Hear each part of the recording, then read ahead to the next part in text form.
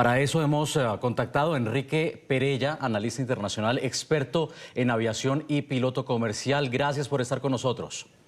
Nicolai, siempre un placer. A ver, vamos a ver las imágenes, porque viendo las imágenes podemos teorizar sobre lo que quizá pudo haber pasado. Acompáñenme a ver el momento exacto del impacto. Este es.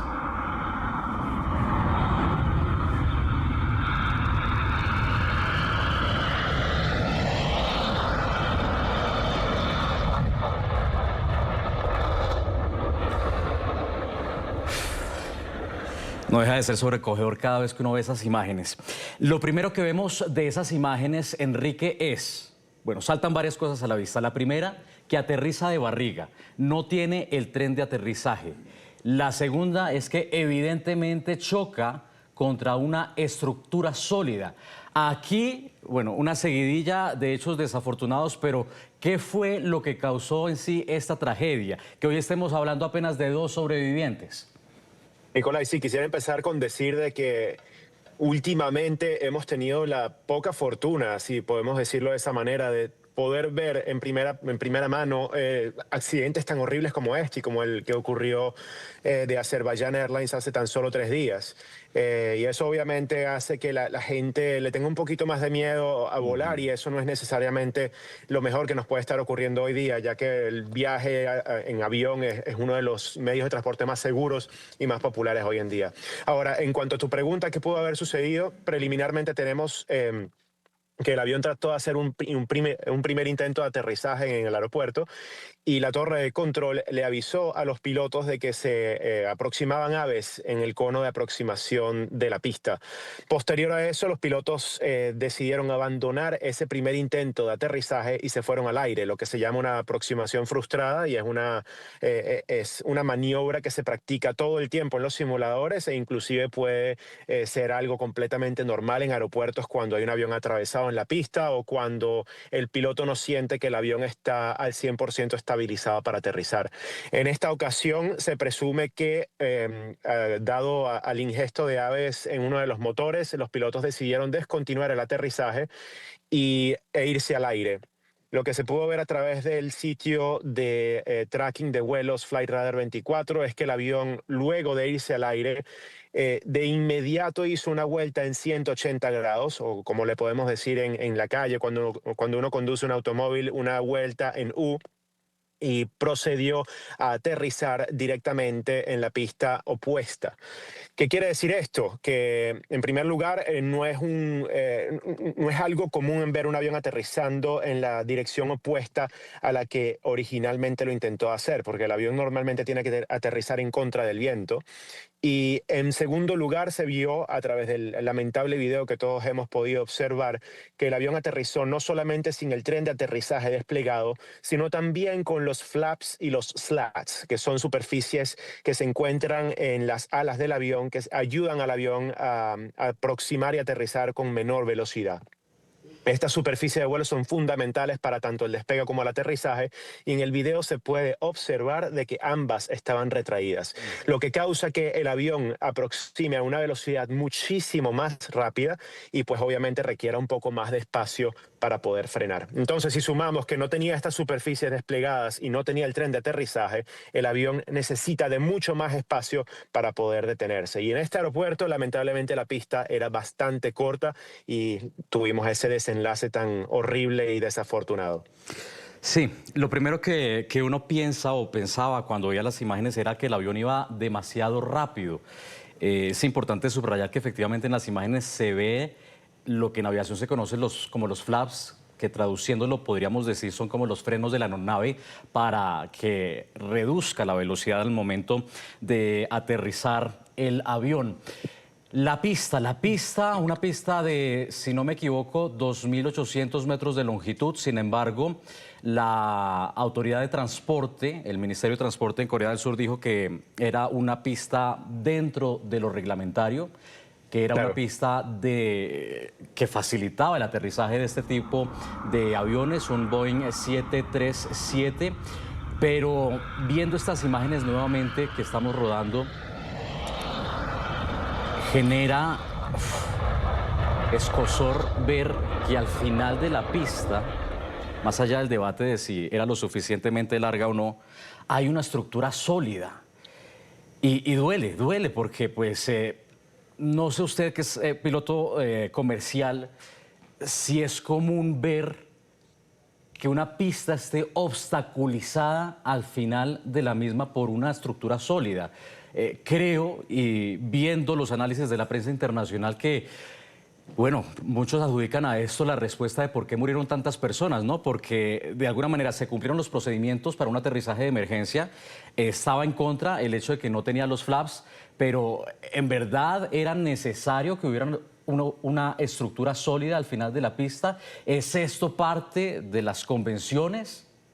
Sí, claro, Nicolás, y esa estructura que se pudo observar al final de la pista es una estructura que está hecha a propósito para que los aviones puedan aterrizar en dicha pista con baja visibilidad. Son todos los instrumentos de lo que se conocen como ILS, que es Instrument Landing System. A través de ello los pilotos pueden aterrizar con muy poca visibilidad, y en casos como en aeropuertos como Zúrich o París, inclusive ayudan a los aviones a aterrizar con cero visibilidad. Entonces sí, son fundamentales. Y lamentablemente sí, el avión se estrelló contra esa estructura. Pero cuando un piloto o cuando una aerolínea decide abrir una ruta nueva, esa ruta nueva debe cumplir con ciertas características, y normalmente esa característica es la longitud de la pista. Si el avión está certificado por la autoridad aeronáutica del país en donde opera la aerolínea, que en este caso era Corea del Sur, donde también Boeing, que es el fabricante del avión, que es estadounidense, ha certificado el avión para poder operar en pistas de esa longitud o inclusive menor, pues sí, la aerolínea no tiene ninguna limitación en aterrizar en ese aeropuerto, y esas estructuras que están por fuera de la pista de aterrizaje, del asfalto que nosotros vemos, son completamente irrelevantes. Lo que debemos acentuar en este momento es que sí, el avión tenía una emergencia. En mi opinión, sucedió algo catastrófico, no sé si fuera del avión o dentro del avión, pero yo sí atribuyo a este accidente que no solamente fue la ingesta posible de aves, sino también a que ocurrió algo dentro de la cabina, muy posiblemente humos tóxicos que se ingresaron a través del sistema de hidráulico del avión, y una cosa suma a la otra. Podríamos hablar también de estrés en los pilotos, porque ese tipo de vuelta de 180 grados, como lo comenté anteriormente, es muy poco común en las maniobras de emergencia en la aviación. Entonces eso indica que quizá los pilotos tenían un nivel de preocupación muy alto y tomaron esa decisión que es poco ortodoxa en en el mundo de los pilotos. Sí. Revisando lo que comentan los expertos, poco he escuchado sobre el combustible al interior de la aeronave. ¿Por qué lo traigo a colación? Porque una de las cosas que más me llamó la atención viendo este video del momento del impacto es la gran humareda y la gran cantidad de fuego que sucedió a ese impacto, lo que hace presumir que había una cantidad quizá considerable de combustible. Y uno desde la ignorancia lo que piensa es, debió haberse arrojado ese combustible faltante antes de intentar ese aterrizaje de emergencia, desde la ignorancia, porque no sabemos qué estaban pasando los pilotos, ¿no? No, estás en lo correcto, Nicolai. Mira, te comento, cuando en un avión de mayor envergadura, o te pongo un ejemplo más sencillo, un avión que vuele desde Latinoamérica hacia Europa, que normalmente lleva mucho más combustible, si ese avión al despegar, por ejemplo, de Bogotá hacia Madrid, y despegando de Bogotá tiene un desperfecto mecánico, vamos a decir que tiene una ingesta de ave en uno de los motores y debe aterrizar de emergencia, normalmente ese avión debe dar bastantes vueltas, lo que se conoce como holdings o circuitos de espera, y durante esa espera, entonces evacúan o desechan el combustible para poder aterrizar dentro de los parámetros de peso indicado.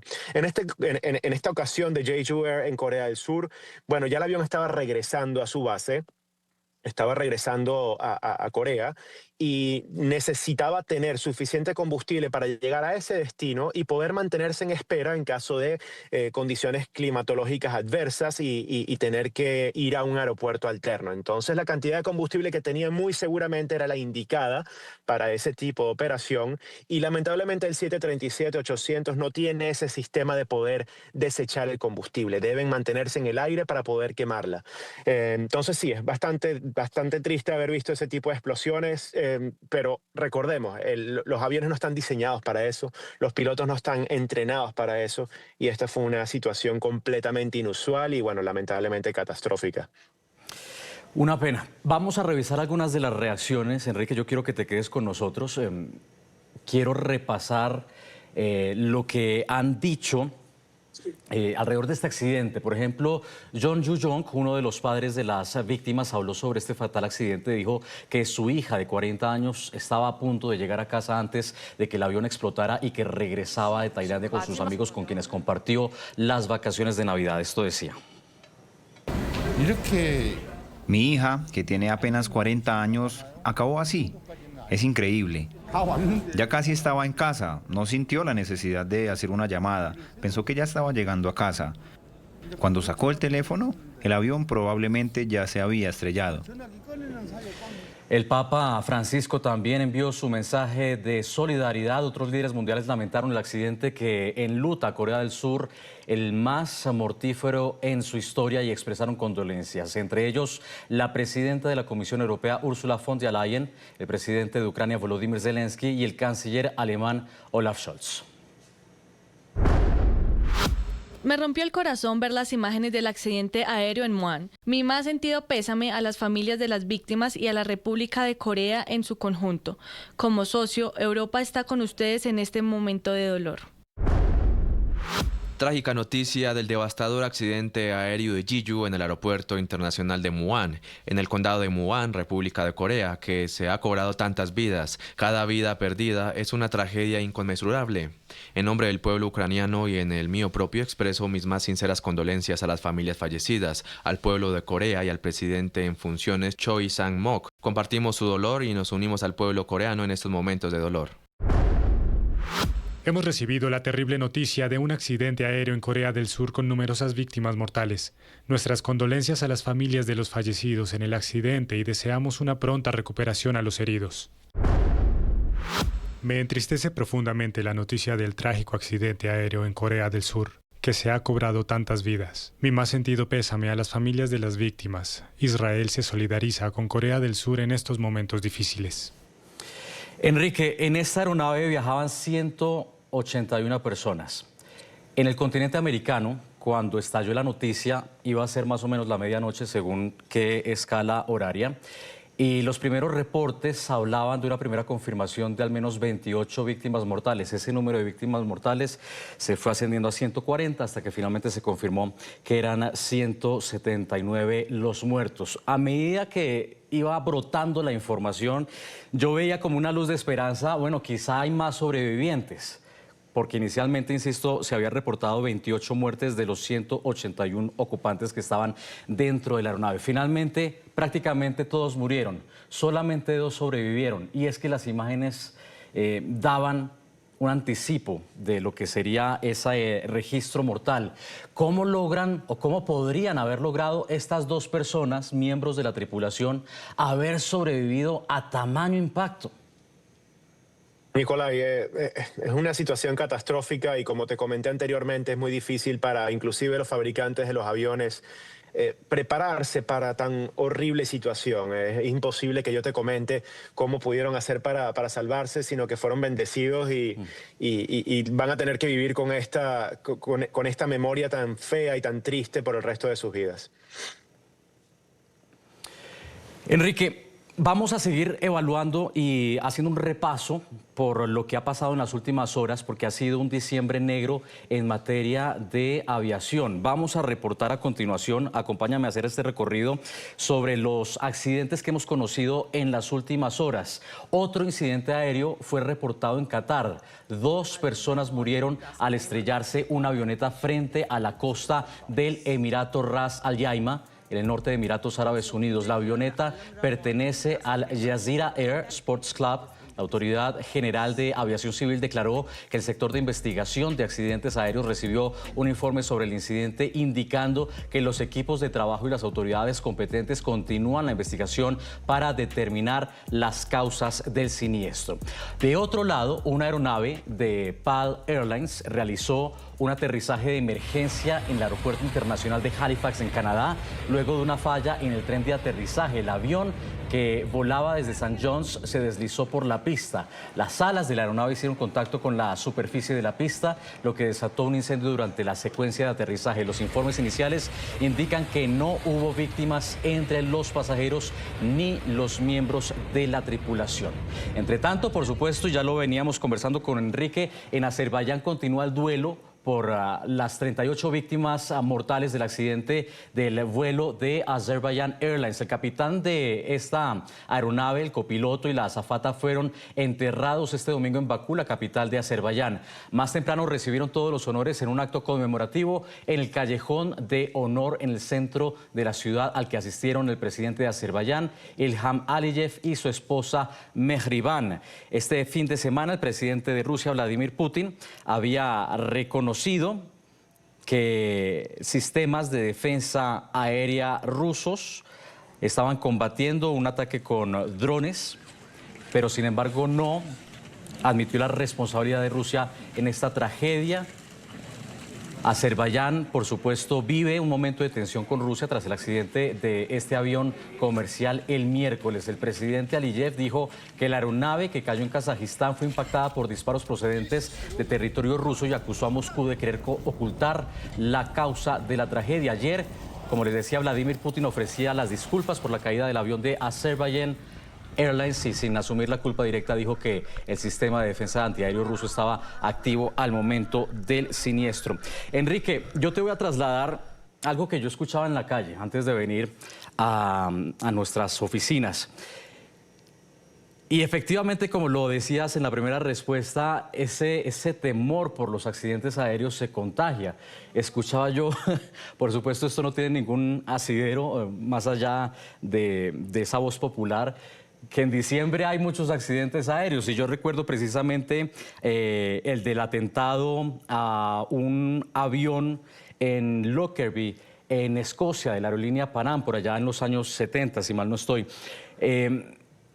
Es importante, sin embargo, recordar, como lo decías, que la aviación es uno de los mecanismos de transporte más seguros, y es importante subrayarlo porque es que, por supuesto, nosotros vemos esta noticia. Luego sigue otra, la de Qatar, la de Canadá, la de Azerbaiyán.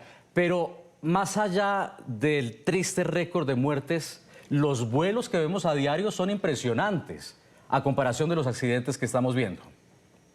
Correcto, y no solamente eso, sino que si sacamos un porcentaje de la cantidad de incidentes, para no decir accidentes, ¿no? La cantidad de incidentes que hay al año versus la cantidad de vuelos que se operan por año, es realmente significante el número de momentos negativos en el mundo de la aviación.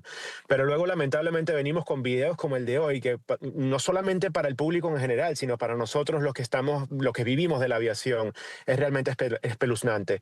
Y luego si vemos el video de Azerbaiyán, cómo los pilotos batallaron con esa máquina para tratar de colocarla en un lugar donde no hicieran daño en tierra, realmente para nosotros resulta espeluznante, y de verdad que Dios los tenga en su gloria y que los veneren como ídolos y como héroes en Azerbaiyán, porque de verdad que hicieron lo imposible para tratar de salvar a todos los pasajeros y no se logró.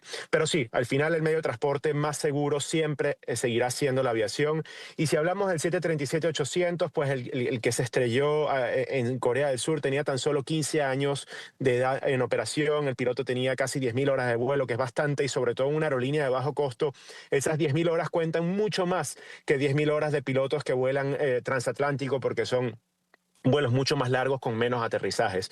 Entonces es una situación bastante triste tener que enfrentarnos a ella, pero mi llamado es a la gente de no sentirse intimidada por seguir volando. Estas fueron situaciones completamente excepcionales, y bueno, si obviamente vemos que baterías antiaéreas fueron las causantes del accidente en Rusia, podemos darle un poco más de crédito a la aviación y a la seguridad que hay alrededor de ella. Importante llamado, sobre todo en esta época de fin de año, en donde vemos dispararse también, por supuesto, los viajes en avión.